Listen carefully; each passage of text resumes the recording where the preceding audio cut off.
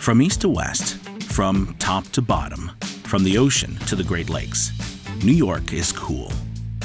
But cool comes in a lot of varieties, from the hip of Manhattan to the chill of the Adirondack Mountains and everything in between. And New York knows cool better than anyone when it comes to cool climate viticulture, growing a remarkable mix of grapes and passionately turning them into an array of delicious wines that pair well with any food or occasion. As wine drinkers, we may be more familiar with hot valleys and famous regions, and the bigger the better in the glass. But New York is boldly making world-renowned cool climate wines.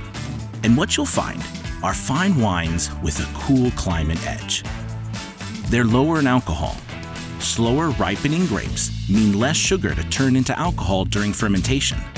That results, a bit surprisingly to some, in drier wines with delightfully lighter body. They have higher acidity. The shorter ripening season yields a tart and balanced taste that many find refreshing.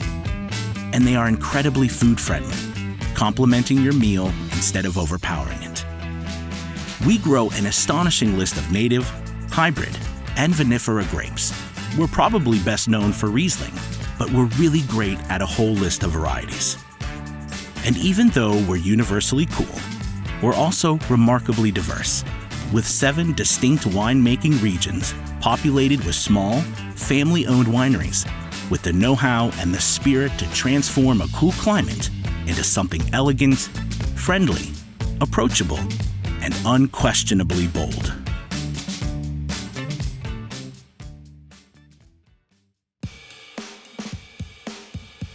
Even though it's in our name, some may not think of Long Island as an island. But we're the largest in the US and the coolest in a lot of ways, especially when it comes to wine. We all know that time flows differently on an island. It's true on Long Island, and it has a remarkable effect on our wines. With the influence of the Atlantic surrounding us, the cold water delays the spring growing season and prevents early season damage. Winter sets in later as the waters that warmed all summer give off their heat, and grapes enjoy ideal conditions. More than in any place in New York, on Long Island you can find a tremendous variety of traditional vinifera grapes planted in a small area, growing longer, ripening slowly, luxuriating in warm days and cool nights. That lets vinifera grapes thrive and allows our winemakers to showcase their talents across favorite varietals that pair well with food, that invite new experiences, and that grow even greater with time.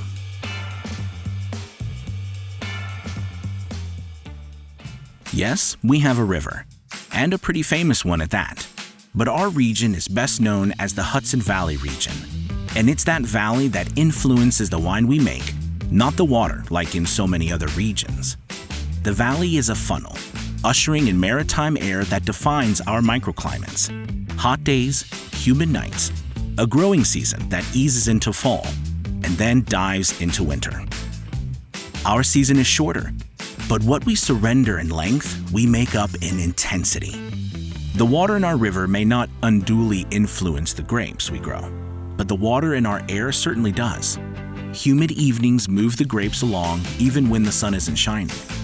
Rain falls in the valley at opportune times. July sees more rain than in the rest of the state. September and October have less during the critical harvest season. It all combines to let us grow the same vinifera grapes you'll find in valley regions worldwide, but in a much cooler way.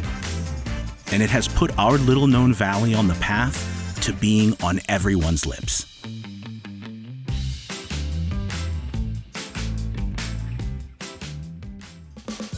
We're young, and with youth comes a little bit of attitude. Go figure. The rest of New York is cool, but we're cooler than that. We don't have a big body of water that moderates our temperatures, so we're creating great wines from hardy hybrids that ripen with fewer growing degree days and that don't shiver at the thought of a cold winter. The hybrids we grow ripen with a higher sugar level, but we're experienced in crafting medium-body, food-friendly wines that are not always sweet, but have powerful fruit flavors to provide balance. They let us create wines of tremendous range in body and style, reminiscent of hardy French to dry German to smooth Italian. We may be the youngest AVA in the state, but we're respectful of our elders, and we know we can hold our own. We've already won our share of awards with bold, aromatic wines that are light enough to enjoy all summer long and have enough body to keep you warm in the winter. Wines that are rocking some boats in the wine establishment.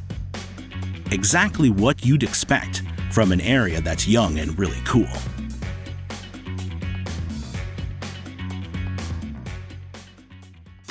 There's an expression that says, "There's no place to go but up."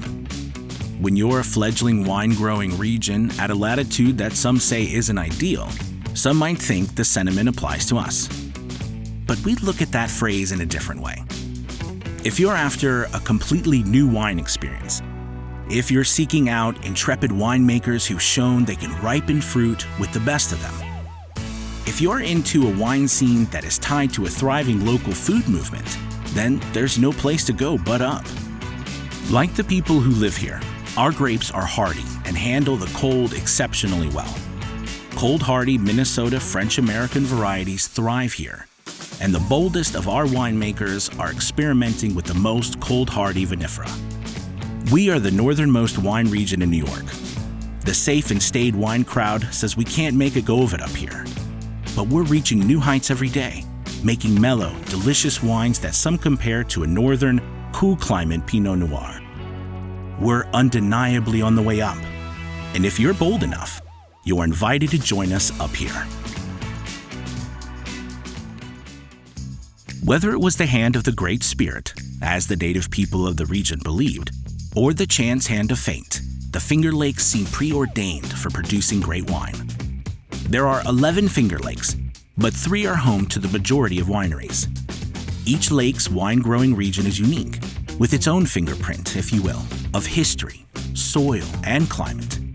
Different lake depths and different surrounding elevations contribute to the region's great diversity.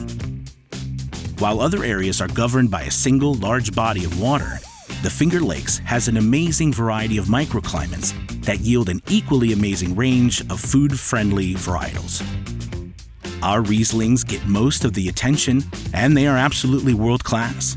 But they are only the tip of what we do exceptionally well.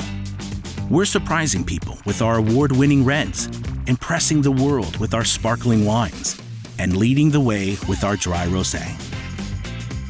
Who's intrigued? Let's see a show of hands.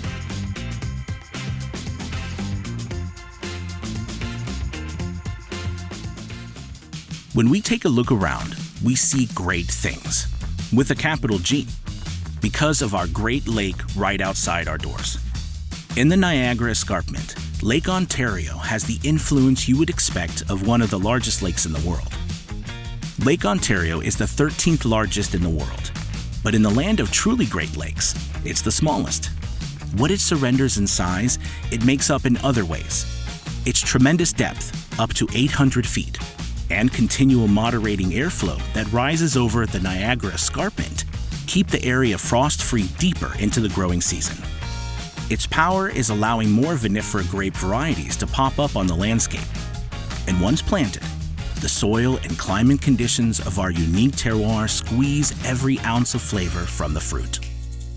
We're known for our winters in western New York, but our summers are the things of legend. Pleasantly warm, not hot, and exceptionally sunny. In fact, the region sees more summer sunshine than any metro region in the Northeast. The people of the area love it. The grapes, perhaps, love it even more. That promises a very bright future as innovative winemakers are realizing that the terroir is suited to sought-after vinifera varietals and ice wine made in the winter from grapes frozen on the vine.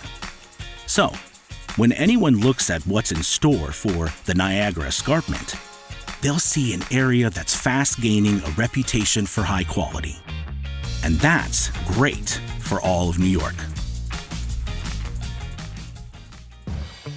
Grapes are huge here, a huge part of our history, a huge part of our economy, and a huge part of our identity. We have almost 18,000 acres under vine and 338 vineyards in the region, all within 4 miles of Lake Erie. We grow more grapes than all the rest of New York combined, and ours is the largest contiguous grape-growing region east of the Rockies. The first vines went into the ground in 1818. The wine and grape industry continued to grow and thrive over the next 60 years because of ideal glacial soils and the temperate conditions that flow in on the Lake Erie winds. But in 1920, a new, intolerant wind blew in and Prohibition closed all the established wineries and drove winemaking into many of our grandparents' barns and basements. Today, the influence of the lake and our history put us in a unique position in New York. We're continuing our ancestors' tradition of making the best wines in the world from American native grapes. But we're also growing more diverse. We've rededicated some of our best vineyard sites to growing traditional vinifera grapes, and they too are thriving in the tempering breezes off and in the glowing history of Lake Erie.